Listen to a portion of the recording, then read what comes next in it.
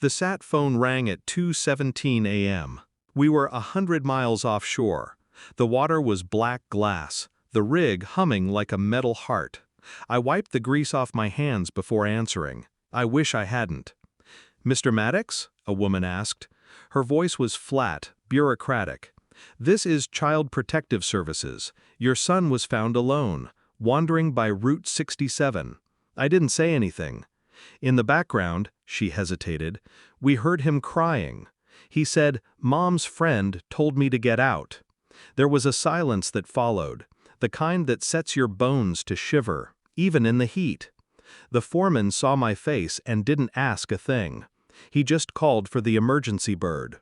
I left without packing, without looking back. And as the chopper lifted, the ocean watched. Eli didn't recognize me at first. He was wrapped in a state-issued blanket. Dirt under his nails, shoes mismatched, eyes red and swollen like he'd forgotten how to stop crying. The social worker offered weak coffee and forms I didn't read. I signed everything. She asked if I had any idea who Derek was. I told her no, but the name tasted familiar, like something I'd tried not to swallow. Back home, the lights were on. The house was clean. Music played in the background, something cheap and romantic. She greeted me in a robe. "Oh my God, you're back early." Not shocked, not guilty, just off script. Eli ran to his room, slammed the door. She tried to kiss me. I stepped aside. My voice was ice. "He said your friend told him to get out." She blinked. A pause, a hitch. Then, "He misunderstood." I nodded. I didn't believe her, but I nodded. I didn't yell, didn't argue. Instead, I bought silence. A new phone, hidden cameras, tiny ones, hallway, living room, front porch. I told her work needed me on call. She smiled and kissed my cheek. I didn't flinch. The days blurred. She texted more, laughed louder, slept later. Eli stopped drawing, stopped talking. One night, while she thought I was on the rig, I watched the footage in real time. At 9:14 p.m., a man entered the house. Tall, bald, too familiar. Derek. He brought wine. She brought herself. At 9:37 p.m., they passed Eli's closed door without looking.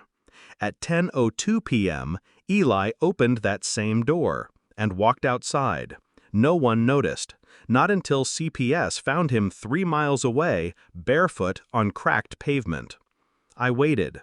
2 days later, while she was at yoga, or pretending to be, I printed everything.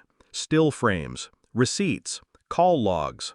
One photo showed Derek shirtless in our kitchen, Eli's cereal bowl behind him. She came home humming, dropped her keys, took off her heels. "Hey babe, wanna order in tonight?" I handed her the folder. She opened it like it was a bill, and froze. Where did you—" "Doesn't matter." She flipped faster. The panic bloomed. "You don't understand. You locked him out," I said, "so you could let someone else in." She shook her head, eyes glassy. "No, it wasn't like that. I didn't know." I walked past her. "No," I said, "you didn't care." The lawyer's office was quiet. The emergency hearing faster than expected. Full custody granted. Supervised visitation denied. The judge called her neglect chronic and egregious. I just called it betrayal. When she tried to cry in the hallway, I didn't look at her. When she tried to grab my arm, I pulled away like she was smoke. Later that night, I returned home and packed everything. Not mine, hers. Every piece of jewelry I'd ever bought. Every gift. Every staged photograph. Every wedding dress fitting she made a drama out of. All boxed, all labeled, deceit. I left it on her new boyfriend's doorstep. Taped the still image of Derek with Eli's cereal behind him to the top. No note. Some truths speak louder in silence. Eli laughs again. It's small, unsure, but real. He holds my hand when we cross streets now. Double-checks the lock before bed.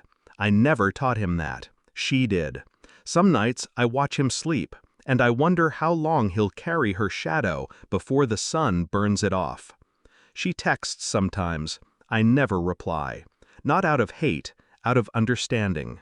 She was a storm pretending to be a home, and I believed her until she left my son out in the rain. I don't miss her. I don't forgive her. But I thank her for showing me who she was before she had the chance to destroy him too. The oil rig taught me how to contain pressure, but she taught me how to bury it so deep it never boils again.